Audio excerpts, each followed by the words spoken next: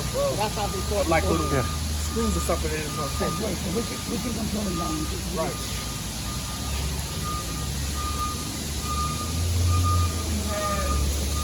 The reset button, which is kind of different because on that one it's an older light curtain and this one is a new one. I press this button right there, the curtain is reset. Now, if you so happen to have an emergency stop in the middle of the transport, so it's the pallet is transporting too, and then you got an emergency stop, the pallet is still gonna be muted there. But it has like a 2-minute delay, right? So that means that it's gonna be muted there, and if you take too long to reset the machine and start, it's gonna fault the light curtain. And in that sense, you gotta do the whole press once, release once, press again. It's like a 1 count. So 1, 2, 3, and then you hold it, and then it's gonna reset the mutant, and then somebody has to go to the cabinet, reset the emergency stop, and then press start, and then it's gonna be good. While you're holding it. While you hold it. Okay. Right. And this is because once it goes through the delay time, at first you can press the reset, and then you can walk and hurry up and go over there. But once you pass that delay window, then you have to do the whole function. All right. Another safety door, another operational stop button. We have the emergency stop button at the end of the conveyors. I forgot about over there, but it's the same thing as the cabinet.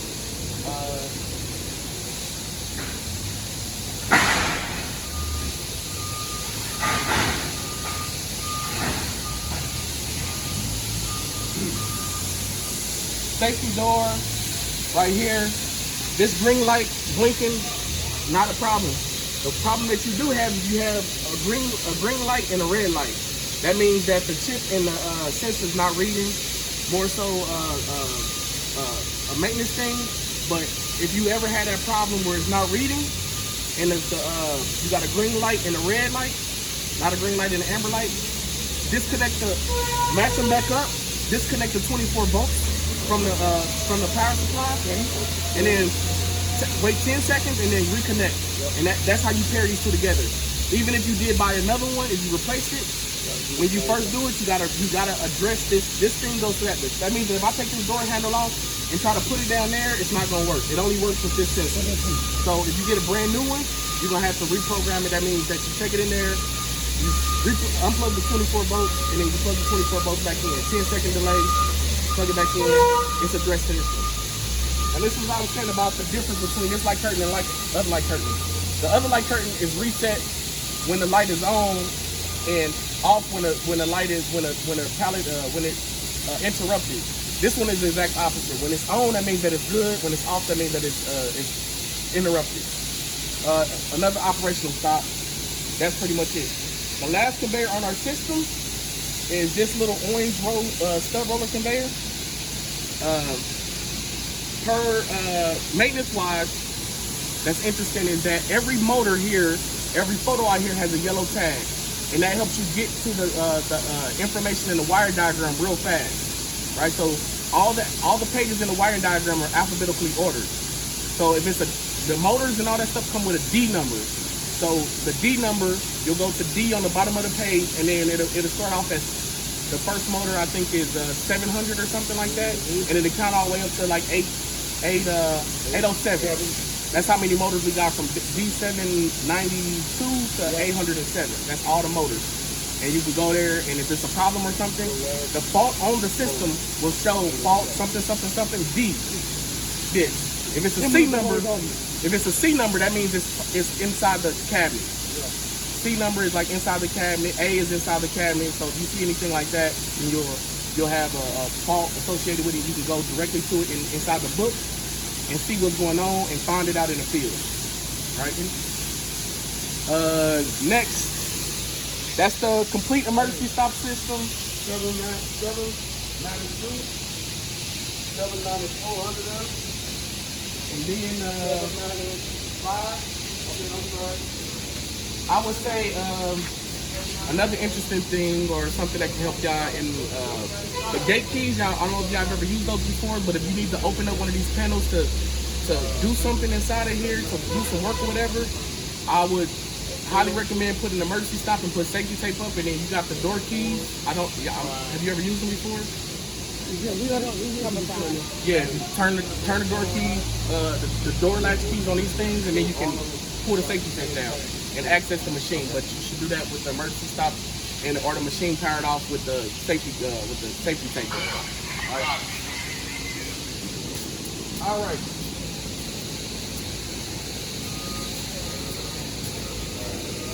So,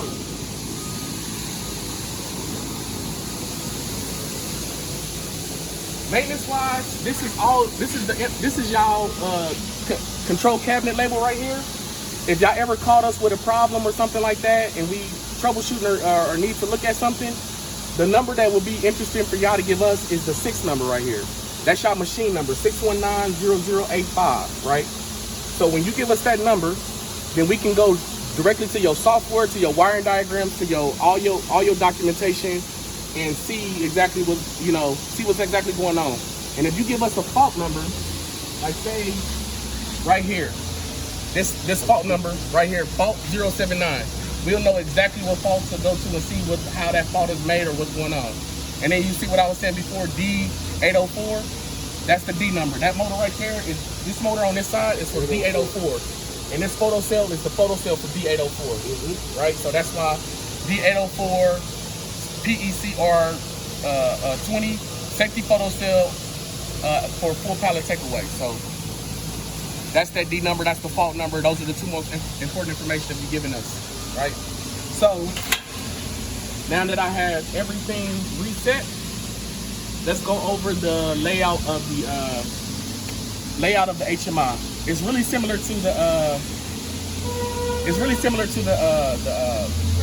palletizer, right?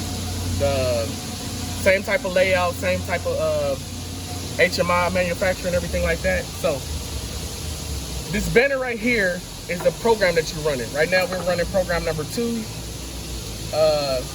All the little pictures mean something.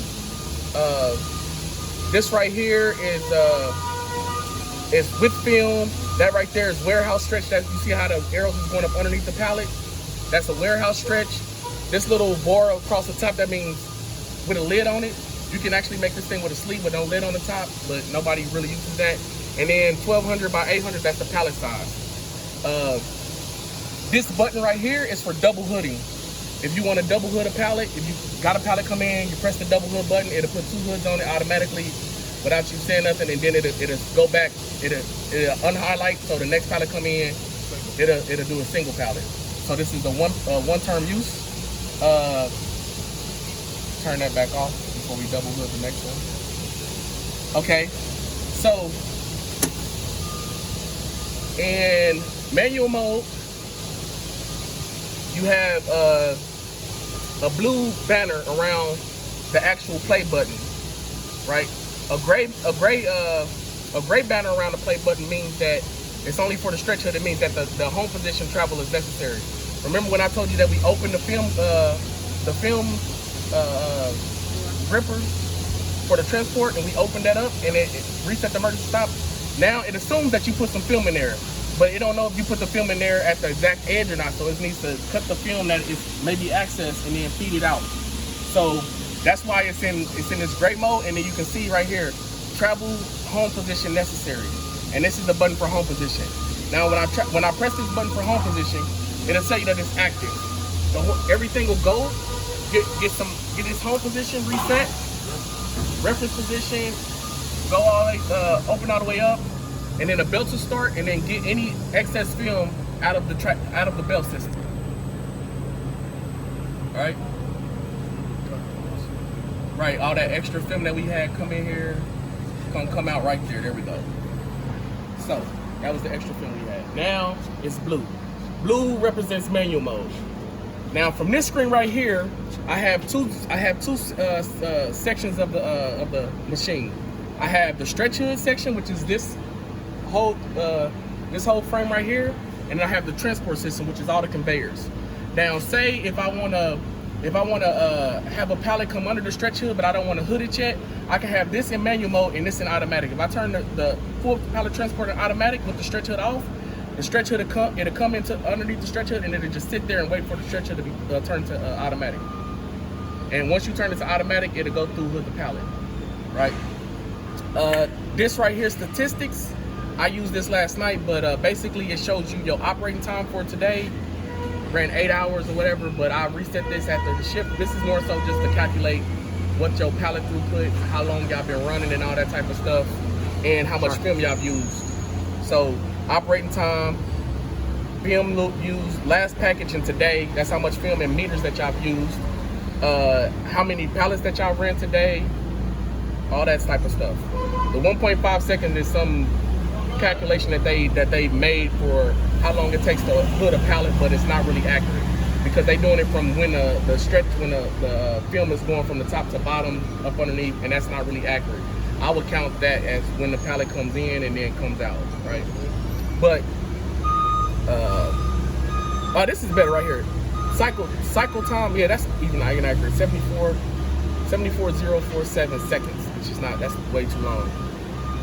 But if you want to get out of this menu, you press this magnifying glass, and it comes back to this. If you want to go in, you press the magnifying glass, out, minus the magnifying glass, right? And right here, I can put both systems in automatic. I can turn one system off, one system on, just like that. That's pre-selection. Film roll exchange. 2 videos. One of them shows you how to feed the film, which we watched a little earlier. I'm not gonna show the whole video, I'm just gonna show you what it does. It's just some guy in Germany changing the film out. And you can watch him do that. Press stop.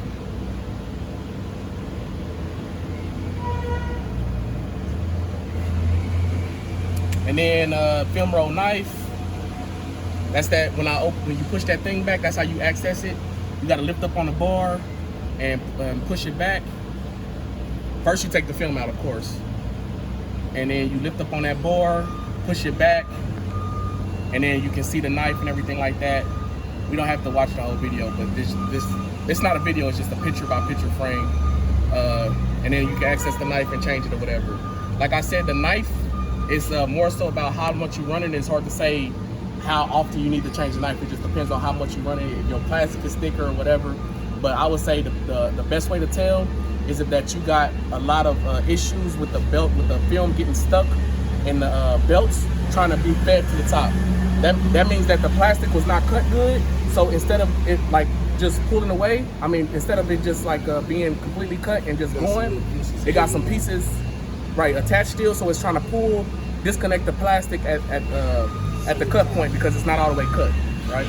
And sometimes you'll see it where the film comes out diagonal, like it comes out a little slanted. That's the same thing. The knife cut one side really good, and then the other side it still has maybe some plastic there. That's when you probably need to change the knife. Or you can look at your weld at the top, and then make sure that you got a nice smooth cut, that you don't have like the jagged edges or whatever. The only thing that I would say that when you're changing the knife out, the knife has to come to a straight point, just like a dagger. So it has to come to a point. If you off, that means it's gonna cut one side good, it's gonna cut the other side bad. Stop this. Do we know how to change the knife? We know how to change the knife? Okay. It's pretty safe. It's pretty straightforward. Okay. Okay, now we got the manual functions. Okay.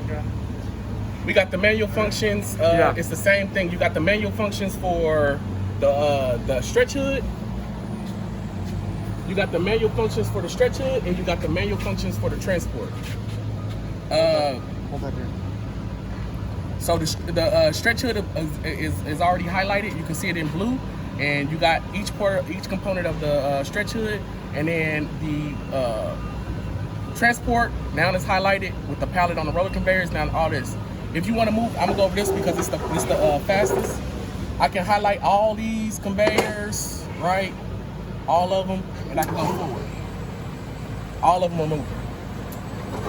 Do them individually? You can do them individually, one at a time, 2 together. Like if you get a pallet stuck, you can highlight 2 of them and pull it forward or whatever. But you got to be aware of what you're doing. You have a plain view of all the roller conveyors. So if you moving 2 conveyors forward, watch the pallet so that it don't go where it's not supposed to go. Because once you put it in manual function, unlike unlike this part of the machine, there's no limit switches to where it say, okay, I need to stop right here. You have full control of it. You can crash something. Notice that when I move this one, The middle conveyor, D802, that thing goes through a full cycle anytime you press it one time. That's because that thing has to be centered.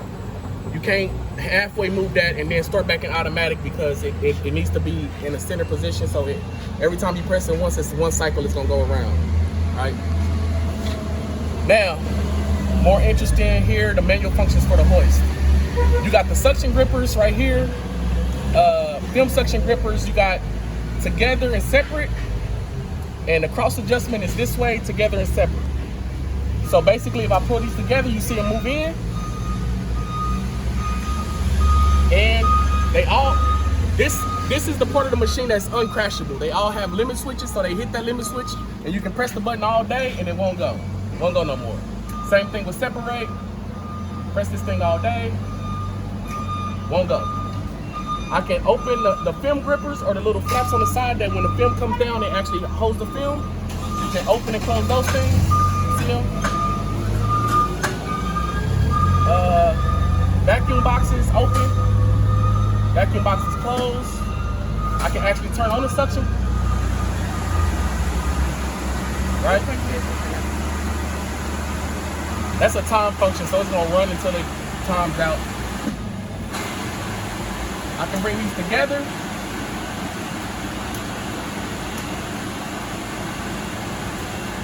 I don't want to hear that right now. Let them know like all this stuff is good. This stuff, if something happens, you just